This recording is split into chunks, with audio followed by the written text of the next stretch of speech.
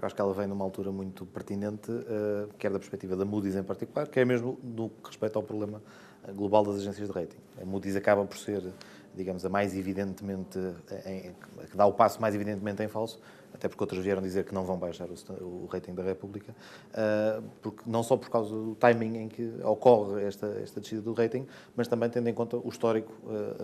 enfim, o histórico das agências de rating neste domínio. Enfim, por um lado, se olharmos para o histórico a médio prazo e se formos ver o seu papel no início da crise financeira, de facto aí já temos um aspecto muito claro, crítico a apontar, que foi as notações excelentes que dava a instituições financeiras que estavam contaminadas com produtos tóxicos e que se viu a ver, que se acabou por ver como está na origem do início da crise financeira.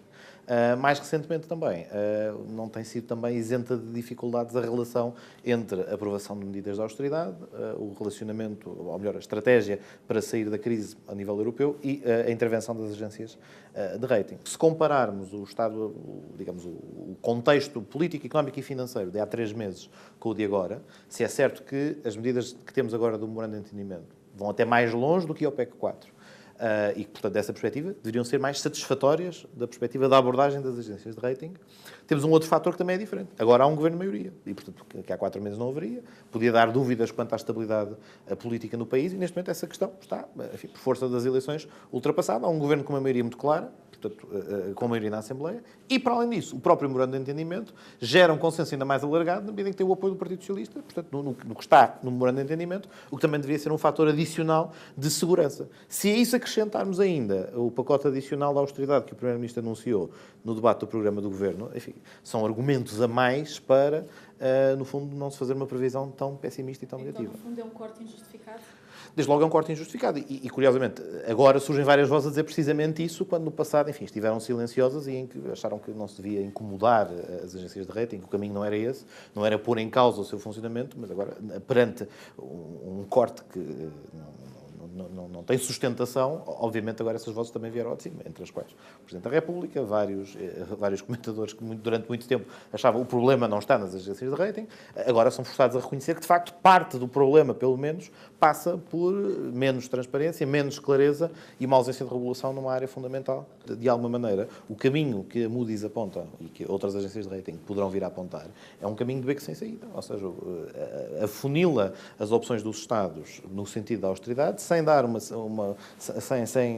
sem formular qualquer caminho alternativo que pudesse ser um caminho de não baixa do rating, eventualmente. Basta olhar para o caso grego, ou seja, o caso grego é nesse sentido ilustrativo do caminho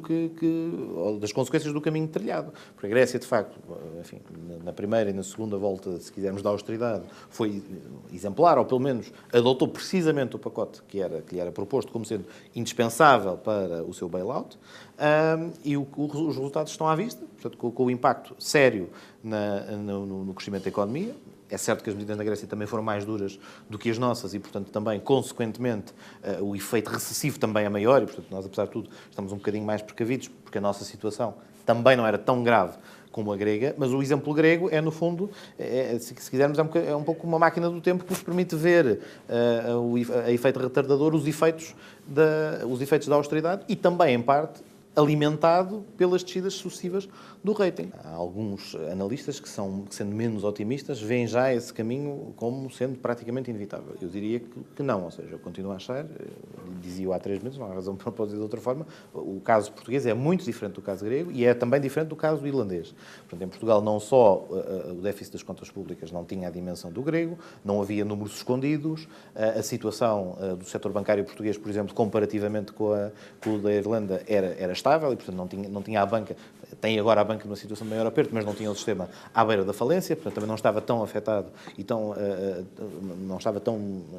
enredado na malha dos produtos tóxicos e, portanto, apesar de tudo, a nossa situação continua a ser distinta. O nosso principal problema continua a ser de competitividade, mas, portanto, é um problema estrutural de vários anos que também agora é mais difícil, ao qual hoje é mais difícil responder. Mas, apesar de tudo, há essa diferença do ponto de partida em relação à Grécia e há uma outra diferença que é a Grécia, de facto, começa a funcionar como, enfim, quase como um laboratório das experiências de austeridade mal-sucedidas.